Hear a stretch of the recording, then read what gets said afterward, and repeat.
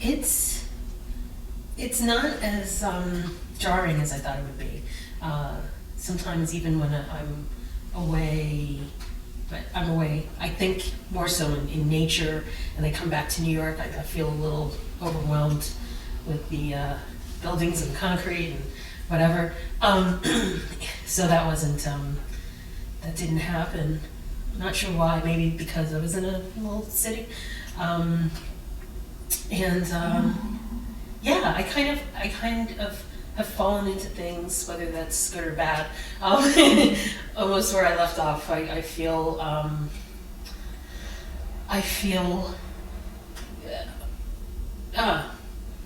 yeah, it's not, doesn't feel eventful in the way that I thought it would.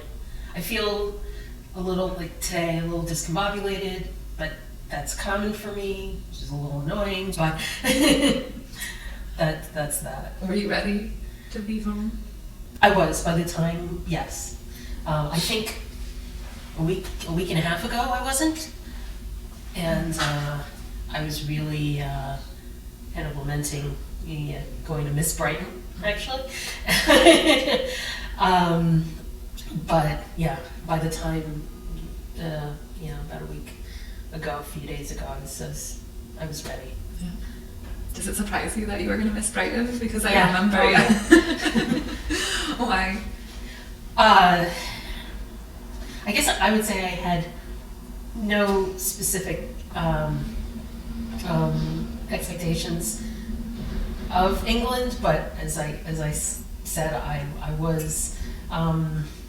I've had some sort of animosity in my being for most of my life. So, and that has nothing to do, with the people and whatever, but I didn't know how that was going to play out. And so to think, wow, finding myself, I could live here, was very, and that it's not a, my dream is always to be in a very warm place. So since I was miserably cold most of the time, I couldn't, I was really surprised that, yes, it was a place I was going to miss. I'm very curious too, because when we interviewed and then after our interview, sometimes a lot of the conversations are describing what the fellowship is and why, and you really grasped that from the very beginning of like, well, these are already all the activities that I expose myself to, and I do challenge myself already. Like going to all these different festivals and events, and you really kind of had a spirit of the fellowship already going in, and so I'm curious kind of what it was like to really receive a schedule every week, and kind of what your reaction was to that, and kind of being given something, given a itinerary that you had to follow that you were tied to. Did you resist it? Was it a relief, or? Getting a schedule. Schedule's great for me. I need scheduling. It was good in terms of these are the types of things that I would do normally, not the types of things that I would do in a month. I wouldn't have that crammed scheduled of events or activities, but also so that I wouldn't, if I were visiting somewhere, I wouldn't know to seek out I wouldn't even think to seek out I would be on a vacation or whatever. I wouldn't think to find out about all these things. So that was pretty awesome. The walks were awesome. No, because so many things that, there were things that I was hesitant about. I knew I was going to do, but I wasn't sure how I would feel about them. And there were a couple of things that I went in and tried to have a really good mindset about, and I went in and went, I'm not liking this. I'm not liking this, and I warmed up to it, in somewhere midway, and that surprised me. But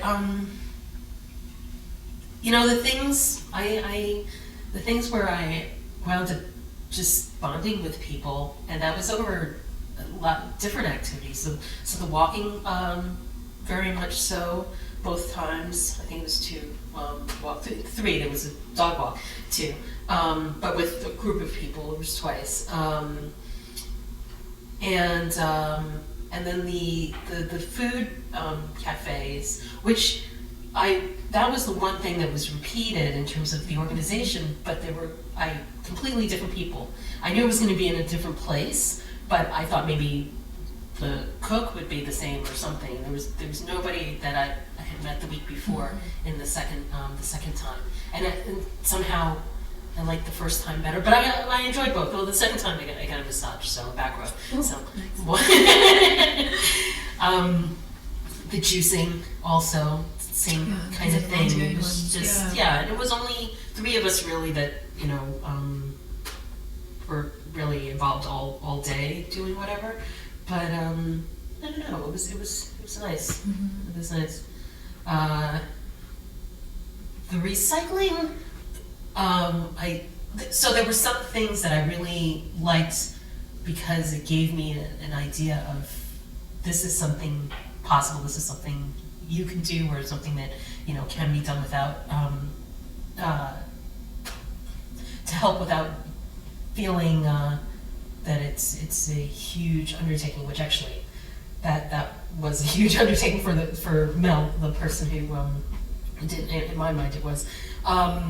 But it seemed like maybe the way she described getting into it, that it was something doable, where I feel like in my life where I've wanted to help, or I've thought of things that might help people, I've never felt that I've automatically thought of all the obstacles, and they are in my mind just grand, So while the activity itself, it was nice. It was nice, and it was very, not for me again per se, but the whole process is very, very involved. So much more involved than I would have thought, and that's only what I saw in the space. They have another day where they sort things, and that's out of view. That's in their offices or whatever space they have.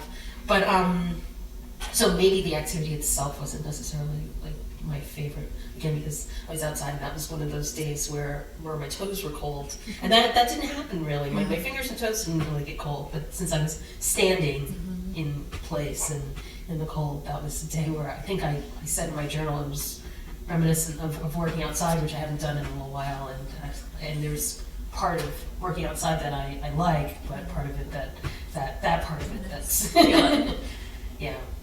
Some of these things feel cliche or feel very like duh, but the whole idea of working in your community, whatever that means, not worrying about the world, but working from that level, really, came clear to me. And then, for some reason, probably the physical aspects of it, and there are all these things that I want to do that I, yada yada. But not just in exercise or whatever, but things that I've had in my head that I've said I wanted to do, and for whatever reason, just haven't. That started making steps in directions to do certain things. So that's I think that, and again, back to, it wasn't just physical activity, but I guess that's where it's more apparent. The things of, being able to do things that, and again, it was table tennis, my table tennis partner, who has a son with a developmental disability, who, it wasn't about her son. I think it was just basically, by hitting the ball or something, and I don't know whether I wasn't upset, but something that I did, I was kind of like, myself for. And she's just like, who says you can't do that? Like, when did you decide that this is something that you can't do? Just to keep doing it. Just, at some point we learned language, we learned to walk, and so why not? When did you stop saying, start saying that, no, I'm not capable of this. So that is that's come to my end, and that's again something that I saw said to me, Anna, why wouldn't you do this? So